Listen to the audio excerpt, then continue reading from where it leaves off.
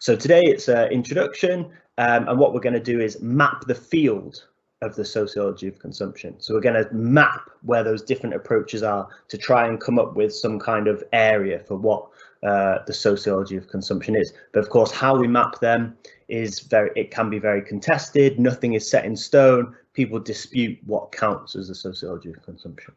Okay, let's go. So here's the plan for today. This video is in 4 parts. So to map the field of the sociology of consumption, we'll start with why would you even be interested in this consumption at all? What's sociology got to do with consumption? Then we'll take a little, I'm calling a potted history. So it's not a straightforward linear development. I'm just picking things out to show you some kind of development, but people would argue over it, and I'm not giving you everything because we could hardly cover everything in 3 weeks. And then what we're going to look at is probably the most important part in part 3, which is like across the different approaches that we'll study, there are recurring themes in the sociology of consumption, and not just the sociology of consumption, but sociology more broadly. Recurring themes that cut across these different approaches. And I think what to say about those themes are probably really important for connecting up. Probably one of the first points about why you would study the sociology of consumption is that they let us into thinking about bigger themes in sociology more generally. Okay. And then the last section, please do watch the last section. I'll keep it short, but I'll do a quick summary of what we've talked about, an overview of the block, which is you'll probably need that. I've given you some little homework. Hopefully it's fun homework, and we'll talk about what's coming up next. Okay, so let's start with number 1, why study the sociology of consumption? First of all, there probably hasn't been a more critical time in academia, in sociology, in the history of the world to study consumption. Think about all the things at the minute that are such massive critical topics that aren't going away, and that need new ideas, new takes, new critical understandings to help explain them. Think, for instance, last year the UN came out with a report that said we've only got 12 years left to limit climate change. 12 years, like that's how long I spent studying at university. Like, you've only got 12 years and then we can't, if we haven't changed anything significantly by that time, we can't avoid like a catastrophic climate change. So that's really important. And of course, climate change is really complicated, but there's no doubt that humans and our systems of consumption and provision play a part in affecting climate change. So how is that consumption organized, and how is it having this effect, and how might it be shifted? These are things that are really important. Another one you might think about is maybe another critic is like about you might have read a couple of years ago about the trash island that apparently is as big as the Isle of Man or something like that, found in the Caribbean, just made of plastic, a whole island just made of plastic that's like come together, and however it gets stuck together or held together in the ocean, I don't know exactly, but apparently there's there's so much plastic in the seas having a really destructive effect on the wildlife and the all the rest of it, and coming back into our own ecosystem and into people's own bodies and things like this. Like, how can we reduce, if we wanted to do that, how could we reduce our dependence on plastic? And really complicated issue. There's all kinds of issues. Maybe you're interested in kind of like animal welfare, veganism, how to move away from things, how to live more sustainably. Another big issue, massive critical issue, is health. What about, massive rising rates in obesity across the world? Now you're more likely globally, more likely to die from, or more people die from health-related illnesses related to obesity than they do from, starvation, basically. Or you might think about a trend in America In the 1950s, I think it was something like 0.1% of the population had type 2 diabetes. Now 2/3 of the population, you know, it's a massive country, 300 million people in America. And now 2/3 of them, 200 million people, have got type 2 diabetes. Like, how does that happen? How does that shift happen over a 70-year period? These are things that we can explain through studying consumption critically and not falling back into, you know, basic, boring, am I going to go as far as say stupid, you know, explanations of these things, which are, oh, you know, people are just, you know, lazy or don't have any willpower, or, oh, it's because there's loads of fast food restaurants now or something like that. Like, it's a bit more complicated than that, and we need some more sophisticated takes to be able to explain those kinds of things. So for me, I'm really interested in consumption. I think it's a really important topic for those reasons I just set out. But I also think it's a really good topic for budding sociologists. And so here's my two reasons why, you know, if you need convincing, why you should study the sociology of consumption.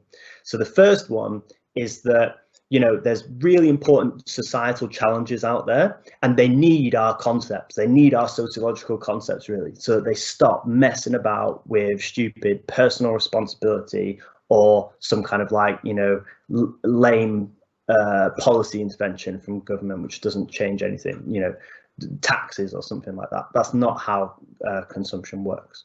They need our sociological concepts and insights to explain what's happening. But probably more importantly for me, and why I think you should be interested in it as well, is that these topics, because we kind of know them, right? We've got some ideas about health, you know, we're also keyed into our own health. We've got some ideas about sustainability. Maybe some of you are vegan, or I don't know, you know, maybe some of you are punk rockers and like really into that, and some of you are into, I don't know, like R&B music or classical music. Like, why is that? We can, so you've got a kind of like hold on some of those things already. We can unpack those ideas. We can use your personal experience to better understand sociological ideas and help you better develop a sociological imagination that you can then apply and demonstrate in other areas. So this is why we would, this is why I think the sociology of consumption is really important. So hopefully, I mean, if you can set your mind back to, you know, the first week and the first year, and in fact, you've got the videos now, so you could even go back and watch through, you know, there's a reason we start with Mills on the sociological imagination. Remember this guy, C. Wright Mills, American sociologist, writing sort of in the late 50s and 60s, early 60s before he died. Remember some of the things that we set out about what is sociology, and remember that some of the dichotomies, some of the dualisms, some of the binaries that Mills set out was that sociology sits somewhere between personal issues or personal troubles, my own personal troubles, my health, my desire to be more sustainable, something like that, and big, broad societal issues. It's massive systems of provision, industrial farming, you know, maybe you've come across this term before, neoliberal forms of governance that put responsibility for some of those issues onto individuals. Some of these big, you know, things, sociology sits and works between some of these binaries. It also sits somewhere between kind of grand theory, you know, just kind of like making up a big narrative and story about how the world works and studying it. But how to do that, sociology has to work that out. That's what sociology does. And sociology has really importantly brings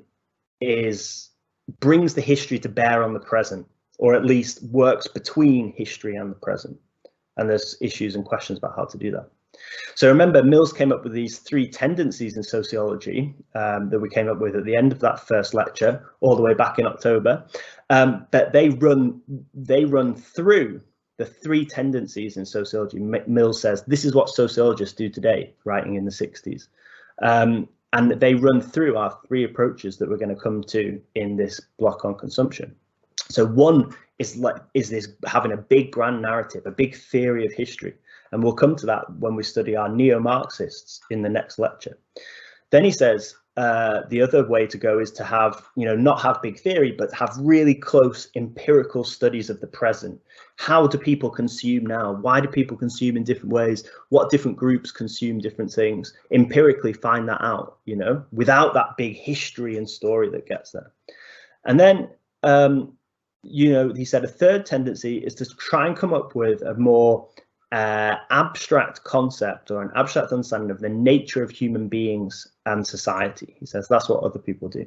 And in our last week, in our last part, we'll look at some people who work in something called practice theory, practice theorists.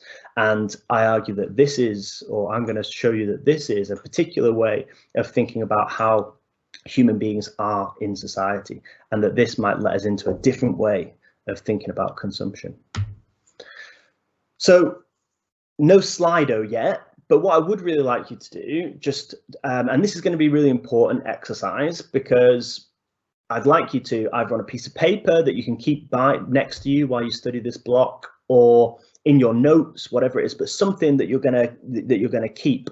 I'd like you to write down something that you bought recently, and it can be anything. It might be some jeans, it could be some toiletries, it could be a computer game console, it could be some trainers, or downloaded some music, or whatever it is that you bought. Just one thing. Could be a cup of coffee, could be the shopping from Sainsbury's, or I don't know, whatever it is. Think of something specific you bought recently.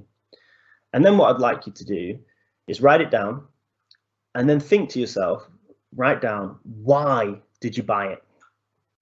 And not just why did you buy it in general, but why that specific thing. So why did you buy, I don't really know a lot about jeans, but why did you buy those Wrangler jeans instead of Levi jeans? Or why did you buy a PlayStation rather than Xbox? Or why did you buy this kind of music instead of that? Why did you buy that film off Amazon Prime, or whatever you did? So and then what I would like to just think about and maybe make a note about is some of these questions. What made you buy this particular thing? Why didn't you buy something different? Why didn't you buy an Xbox instead of a PlayStation, or whatever it is? Does this object say something about you? Is it somehow related to your identity? You've just come off the identity block. Does it say something about you?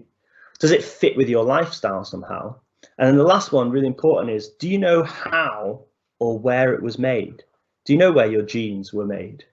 Do you know where your phone was made, or how it gets made? Who makes it? Have a think about that. Okay, so I'd like to just pause the video now, do this exercise for yourself, and then press play again in a second. Okay.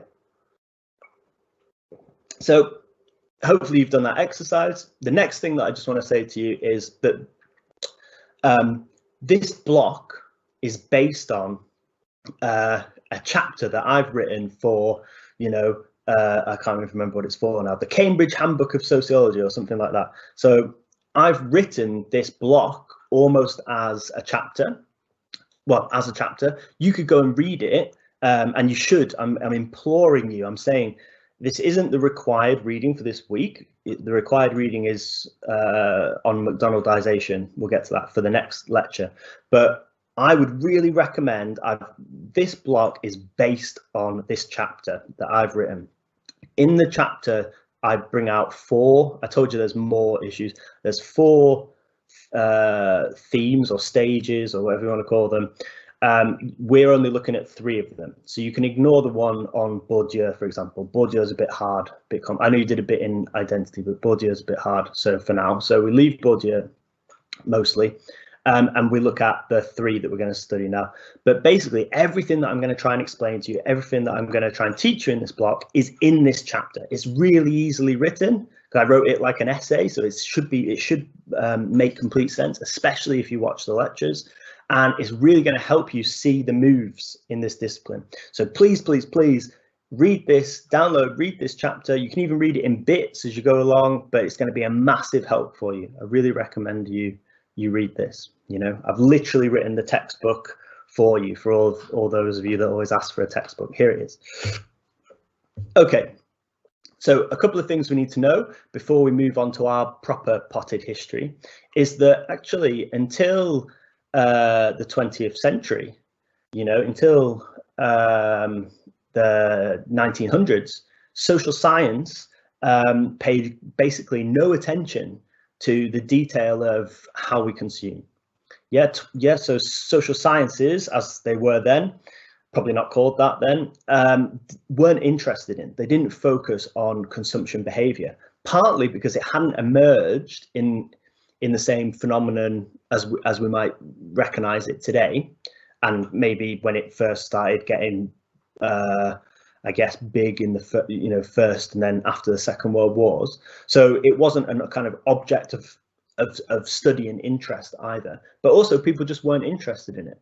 So, for example, people like Karl Marx and Max Weber, they only really addressed consumption indirectly, so as an extra thing. It wasn't the main thing that they looked at. So for Marx, consumption of commodities was the driving force behind capitalism and some kind of articulation about inequalities. But really importantly, the role of commodification is a principle that underlines capitalism as a mode of production. So what that means is, just don't get confused that Marx is interested in consumption. He's not. He's interested in how society has the particular form of production that it has, whatever that is, how it goes from a hunter-gatherer society to an agricultural society to an industrial society. He's interested in that and its effects on people. Sometimes people have heard the term commodity fetishism before and think that it means somehow people get obsessed with brands or something like that. They didn't have brands like that in the same way like when Marx was writing. And commodity fetishism for Marx doesn't mean people get obsessed with things. Commodity fetishism means that everything about the world gets treated as commodities, commodified, and especially people's labor. That's the most important thing, is that people's labor gets treated as a commodity. Anyway, so this is all to say Marx and Weber don't do consumption, let's put it that way. For Weber, there's a much more important system of social stratification that's tied to capitalism as well, and consumption is just one way of differentiating, not yourself, but of differentiating social status for Weber. The first person that studied consumption in its own right was Veblen. So this is the guy, and it's in, he writes a book called The Theory of the Leisure Class, 1899.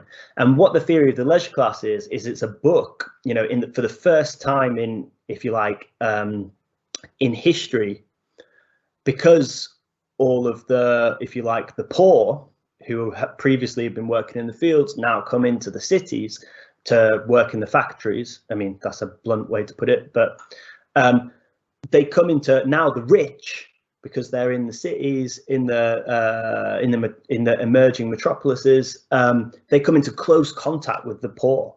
So they need to distinguish themselves. Before, you distinguish yourself by living in your mansion at the top of the hill, sort of, for example. Now you're all living in the city together. How do you distinguish yourself?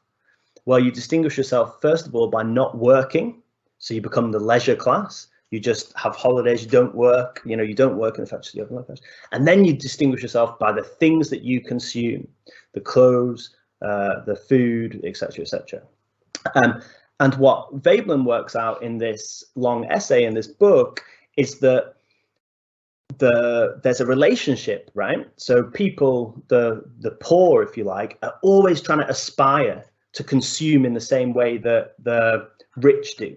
So if the rich leisure class start wearing, hats, fancy hats, the poor will try to get those hats. And as soon as they start getting more of those hats, the leisure class have to distinguish themselves by wearing something else, fancy coats or something like that. So you get some kind of relationship between consumption, class, and the economy.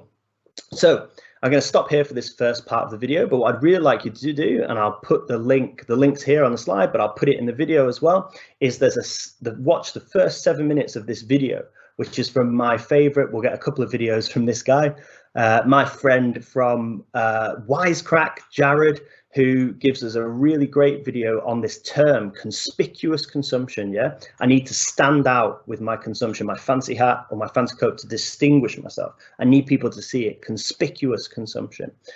He gives us a really great video of how this works in the game Fortnite, which is a free game, right? You can play Fortnite for free, or it used to be anyway, before it got before you had to buy it for your console spins. But it's a free game, and it makes billions and billions of pounds, billions of dollars. They talk about here because it's American. But so to start us off, what I'd like to do is just stop me. I'll come back for part 2, but now watch Jared on from Wisecrack on how Fortnite is a free online game but makes billions, and he tells you all about this idea of conspicuous consumption. Okay, see you for part 2.